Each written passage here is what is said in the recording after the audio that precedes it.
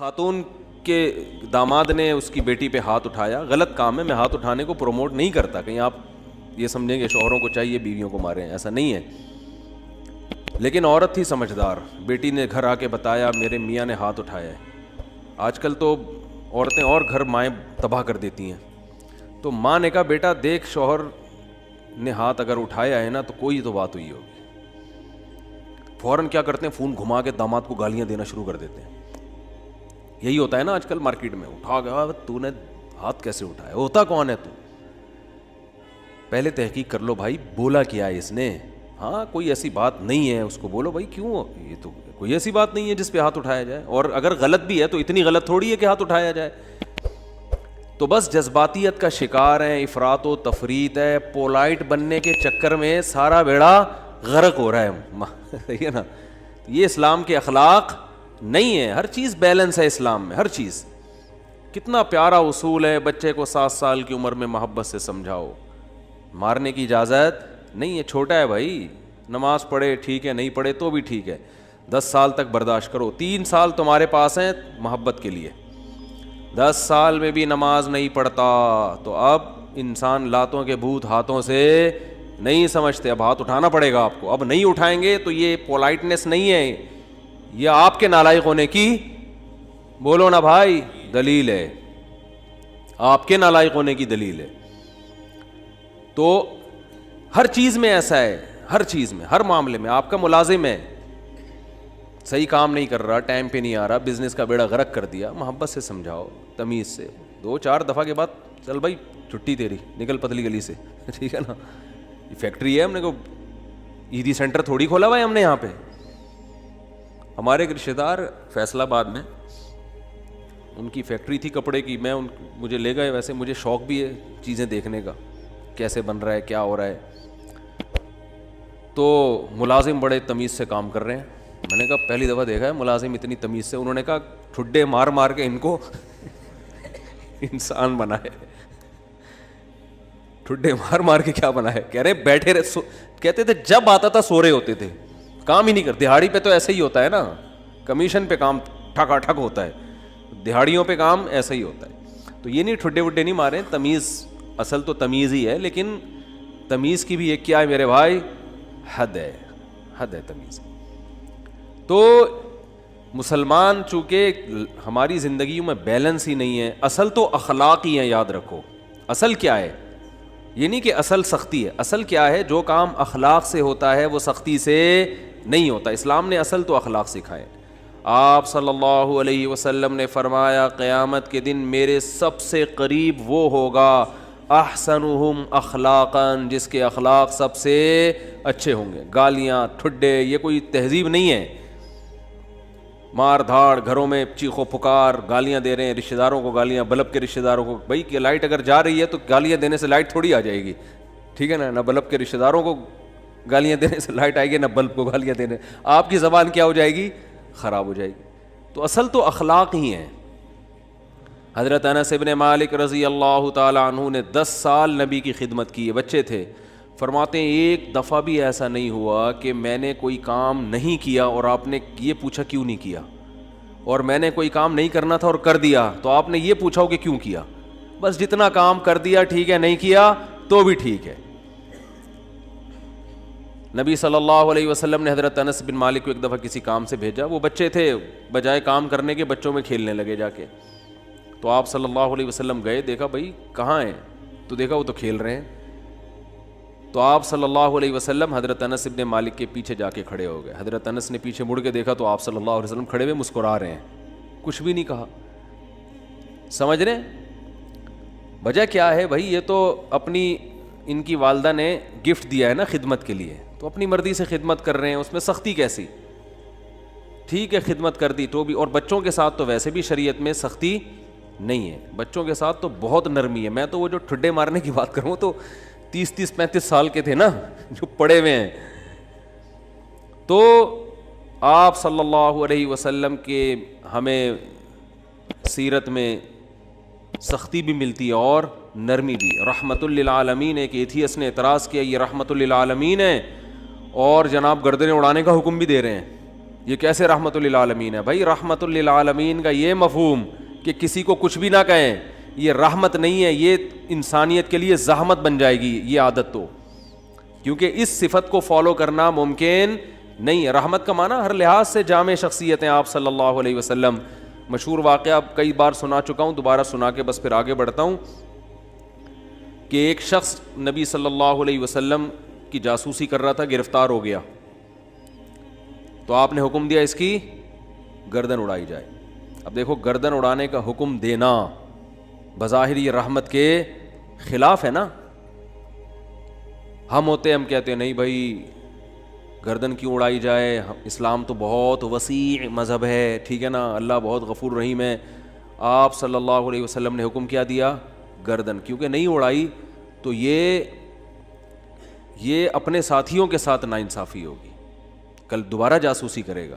ہمارے ساتھ پہلے اپنے لوگ ہیں، لیکن اس نے اپنی 6 بیٹیوں کا واسطہ دیا کہ میری 6 بیٹیاں ہیں، میں 6 بیٹیوں کا باپ ہوں، آئندہ نہیں کروں گا۔ آپ صلی اللہ علیہ وسلم کو اس پہ ترس آیا اور آپ نے اس کو چھوڑنے کا حکم دے دیا۔ دوبارہ گرفتار ہو گیا، دوبارہ کمبخت جاسوسی کر رہا تھا، پھر اس نے اپنی 6 بیٹیوں کا واسطہ دیا، مجھے نہ مارے، میری 6 بیٹیاں ہیں۔ تو آپ نے کیا فرمایا؟ لا یلدغ المؤمن من جوہر مرتین، مسلمان ایک سوراخ سے 2 دفعہ نہیں ڈسا جاتا۔ حکم دیا اس کو مار دو، اس لیے کہ اس کی بیٹیوں کا خیال کریں یا اپنے ساتھیوں کا خیال کریں۔ کیسا بیلنس اس میں، اصل بتا دیا کہ اصل رحمت ہے۔ ایک روایت میں آتا ہے تخلقوا باخلاق اللہ، اللہ کی صفات اختیار کرو۔ اللہ کی صفت کیا ہے؟ جود و سخاوت ہے اس میں۔ اللہ کیا ہے؟ غیرت والا ہے، تو ہمیں بھی اپنے اندر کیا پیدا کرنی ہے؟ غیرت۔ تو اللہ کی صفت یہ ہے کہ قرآن حدیث میں آتا ہے کہ جب اللہ نے اس کائنات کو بنایا تو آئندہ کن اصولوں پہ یہ کائنات چلے گی، وہ اصول اللہ نے پہلے لکھ دیے۔ جب کوئی ملک وجود میں آتا ہے تو آئین پہلے بنتا ہے نا، کیا ہو گیا بھائی جان؟ آئین پہلے بنتا ہے، اس کے بعد اس آئین کے تحت قانون وضع ہوتے ہیں۔ تو اللہ نے سب سے پہلے جو چیز پیدا کی وہ قلم، حدیث میں یہ ہمیں سمجھانے کے لیے مثالیں دی گئی ہیں۔ اول ما خلق اللہ القلم، سب سے پہلی چیز جو اللہ نے پیدا کی وہ کیا ہے؟ قلم، کائنات کو بنانے کے بعد، تاکہ جو کائنات جن اصولوں پہ چلے گی نا، وہ اصول، وہ آئین پہلے سے طے ہو جائیں کہ اس آئین کے تحت چلے گی۔ اور اللہ نے سب سے پہلی چیز قلم بنا کے اسے حکم دیا لکھ، ٹھیک ہے نا؟ کیا حکم دیا؟ بولو نا، لکھ۔ تو پہلا اصول لکھا، سبقت رحمتی علی غضبی، میری رحمت میرے غصے پر غالب رہے گی۔ کیا پیاری بات اللہ نے ہم لوگوں کے لیے لکھ دی، جس کی وجہ سے آج ہم بچے ہوئے ہیں۔ یعنی جہاں غصے اور رحمت میں ٹکراؤ ہوگا تو رحمت کیا ہوگی؟ رحمت کا گراف ہمیشہ اوپر رہے گا۔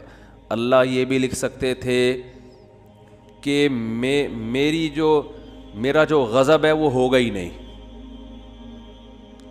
میرا غضب ہوگا ہی نہیں، ہمیشہ کیا رہے گی؟ رحمت ہی رحمت کے اصول پہ چلے گی، غضب نہیں ہوگا۔ تو پھر لوگ پیغمبروں کی نہیں مانتے۔ قوم عاد، قوم سمود تباہ نہ ہوتی، قوم لوط تباہ نہ ہوتی، فرعون سمندر میں غرق نہ ہوتا پانی میں، اور آگ میں نہ جلتا، اور جہنم نہ ہوتی، تو اللہ نے یہ نہیں لکھا کہ میرا غضب ہوگا ہی نہیں، بلکہ اللہ نے لکھا کہ غضب بھی ہوگا، رحمت بھی۔ لیکن رحمت اور غضب میں جب ٹکراؤ ہوگا نا، تو رحمت کو کیا کروں گا؟ غالب کروں گا۔ جیسے کوئی گناہگار جب توبہ کرتا ہے تو اس کی توبہ کا تقاضا ہے کہ معاف کیا جائے، سابقہ گناہوں کا تقاضا ہے کہ معاف نہ کیا جائے۔ تو جب ٹکراؤ ہوگا تو رحمت کو اللہ کیا کر دیں گے؟ غالب کر دیں گے۔ رحمت کو اللہ ہمیشہ غالب کریں گے۔ تو یہی نبی صلی اللہ علیہ وسلم کی بھی صفت، کہ جب رحمت اور غضب میں ٹکراؤ ہوتا تو آپ صلی اللہ علیہ وسلم کی صفت رحمت کیا ہوتی؟ ہمیشہ غالب ہوتی۔ اس کی بہت ساری مثالیں ہیں۔ مشرکین مکہ نے کتنا ستایا، جب مکہ فتح ہوا تو آپ نے فرمایا لا تثریب علیکم الیوم، سب کو معاف کر دیا، ضرورت نہیں ہے تلوار چلانے کی۔ بھائی اب ان کو قتل کر کے کیا ملے گا ہمیں؟ ضرورت نہیں ہے، جو اللہ نے ہمیں غلبہ دینا تھا وہ دے دیا ہے، تو نہیں تلوار چلائی آپ صلی اللہ علیہ وسلم نے۔ بلکہ مشرکین کے جو سردار تھے ان کو الگ سے عزت دی آپ صلی اللہ علیہ وسلم نے.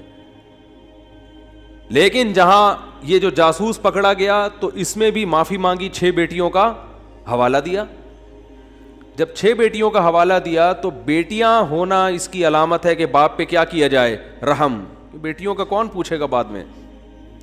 جاسوس ہونا اس کا تقاضا کرتا ہے کہ گردن اڑائی جائے. تو یہاں بھی رحمت اور غضب کیا ہو رہے ہیں, بولو بھائی, ٹکرا رہے ہیں. اس لیے آپ صلی اللہ علیہ وسلم نے کیا حکم دیا, چھوڑ دو. بیٹیوں کا واسطہ دے رہا ہے. دوبارہ جب پکڑا گیا ہے تو اب بھی اگر چھوڑنے کا حکم دے دیا جاتا تو اس کا مطلب صفت غضب ہے ہی نہیں. اور یہ بہت خطرناک چیز ہے کہ آپ کے اندر غضب کی اور انتقام کی صفت ہی ختم ہو جائے, انتقام لیس ہو جائیں. اس کا مطلب آپ قوم کے لیڈر نہیں بن سکتے, آپ قوم کو گائیڈ نہیں کر سکتے, آپ قوم خود بھی ڈوبو گے, قوم کو بھی ڈبو دو گے, آپ برباد ہو جاؤ گے.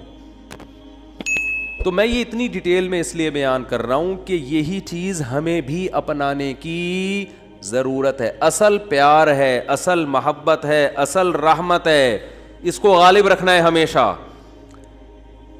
لیکن انتقام لیس بولو نہیں بن جانا, غضب لیس بولتے کیوں نہیں, کیا ہو گیا, نہیں بننا ہے. ایسا نہیں ہو جانا کہ اتنے میٹھے کے جو بھی چائے نگل لے کھا کے. تو یہ جو علماء پہ لوگ اعتراض کرتے ہیں وہ یوں نہیں کیا تو ان کو غصہ کیوں آ گیا, کھڑے کھڑے سنا کیوں دی, یہ تو بھائی آدمی ہے, روٹی کھائیں گے تو غصہ آئے گا. اور اگر اتنے میٹھے کہ جو مرضی کرتا رہے غصہ ہی نہ آئے تو ایسا نہیں ہوتا. پیغمبروں کو نہیں غصہ آیا. حضرت موسیٰ علیہ السلام کلیم اللہ, ان کا جلال کیا تھا, مشہور تھا, کلیم اللہ تھے. کیسا جلال کے واقعات ہیں. حدیث میں آتا ہے کہ موت کا فرشتہ حضرت موسیٰ علیہ السلام کے پاس آیا انسانی شکل میں.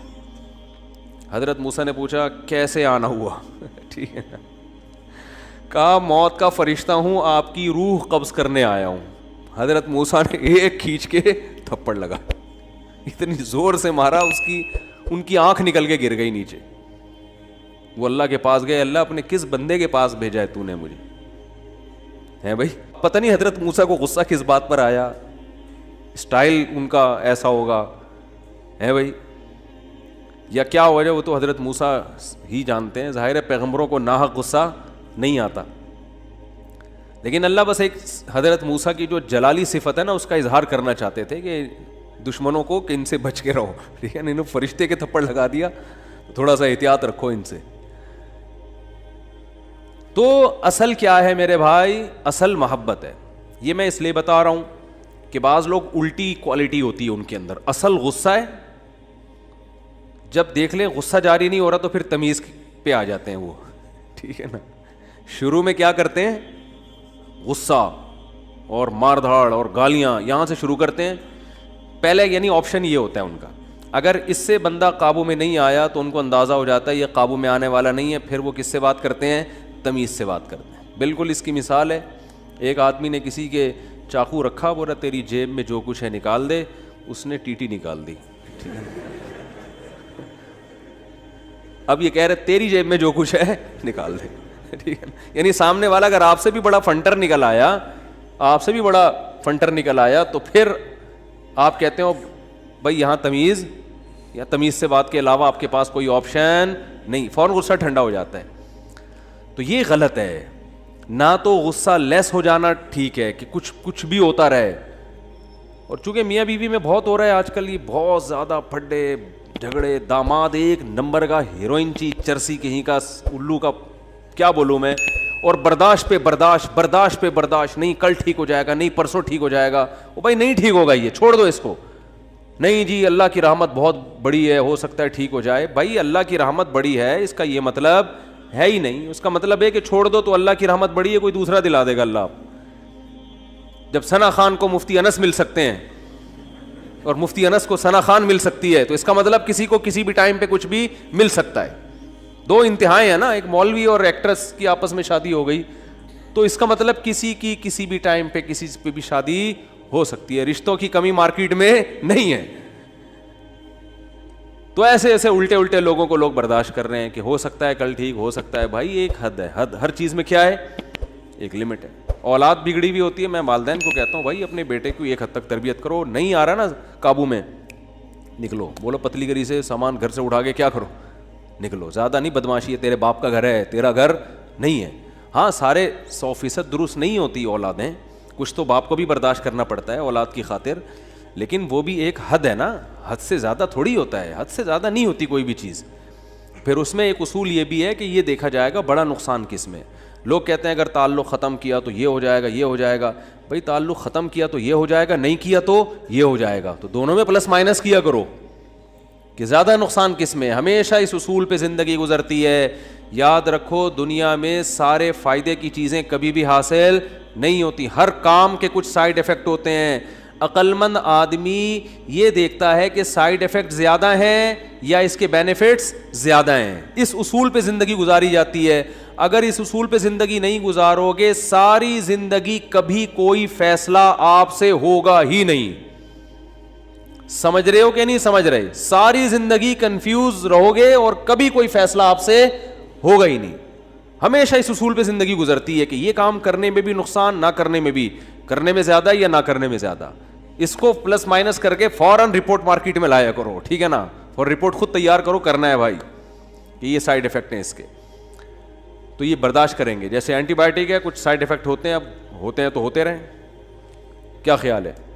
تو میں یہ عرض کر رہا تھا کہ اللہ تعالیٰ کا کیا اصول ہے. اللہ تعالیٰ نے بھی کتنی بڑی اللہ کی رحمت, لیکن اللہ نے اس کا ایک اصول اور ضابطہ بنا دیا کہ آخرت میں اس کو نہیں بخشوں گا جو مجھے نہیں مانے گا یا میرے ساتھ شرک کرے گا, کچھ بھی ہو جائے, چاہے پیغمبر کی سفارش کیوں نہ آ جائے, بلکہ پیغمبر پر پابندی لگا دوں گا کہ آپ کو ان کی سفارش کی اجازت نہیں ہے. یہ بہت بھائی, اس سے پتہ چلتا ہے ایمان بہت بڑی نعمت ہے. آج مسلم گھرانوں میں بات بات پر ایمان سے ہاتھ دھو بیٹھے.